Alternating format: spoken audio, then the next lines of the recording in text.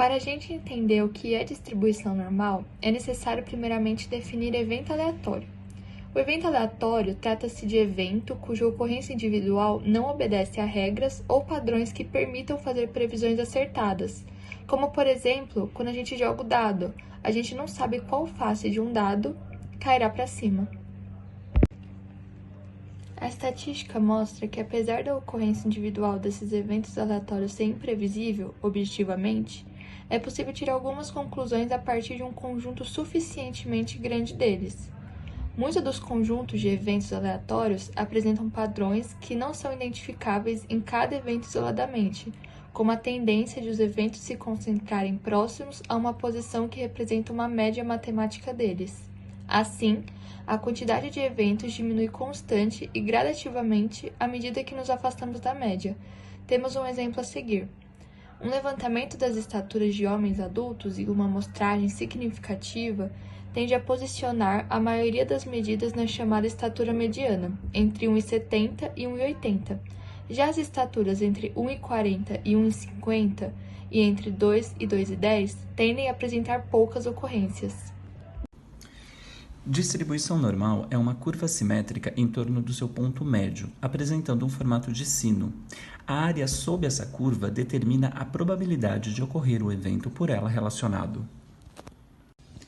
A distribuição normal possui dois parâmetros, a média, que é o ponto central da curva, e o desvio padrão, que é a dispersão do conjunto de dados.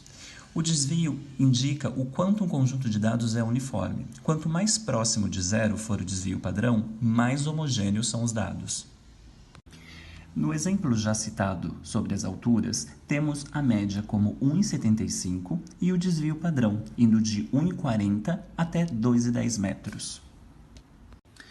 Para se calcular a distribuição normal, temos que achar o valor da variável z, através da fórmula o valor que será convertido, menos a média, dividido pelo desvio padrão.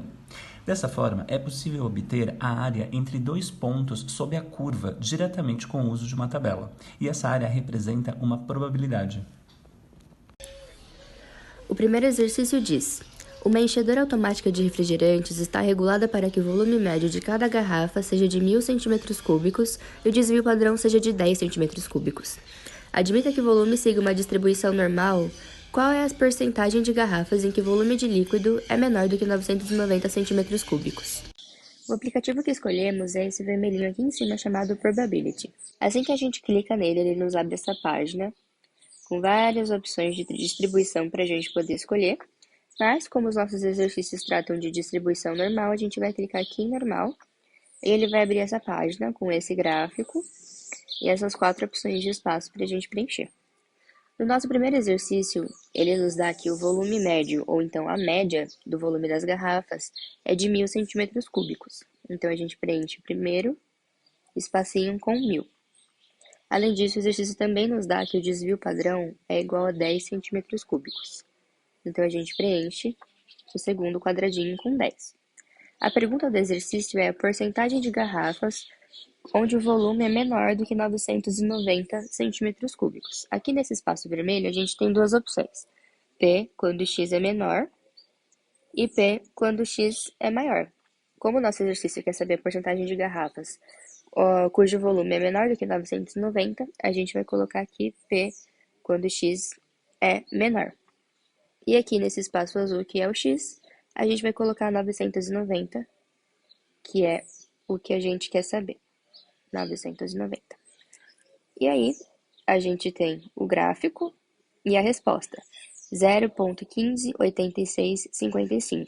Ou seja, a porcentagem de garrafas em que o volume líquido é menor do que 990 cm³ é igual a 15%.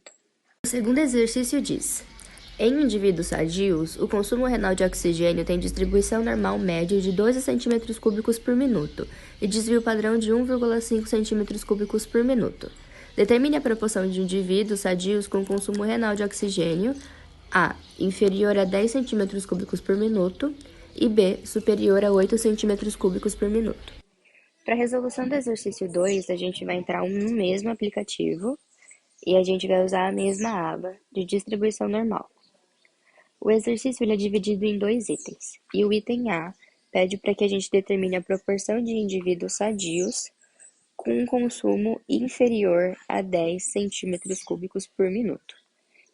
Para isso, vamos substituir a média por 12 centímetros cúbicos e o desvio padrão por 1,5, de acordo com os valores dados no próprio exercício.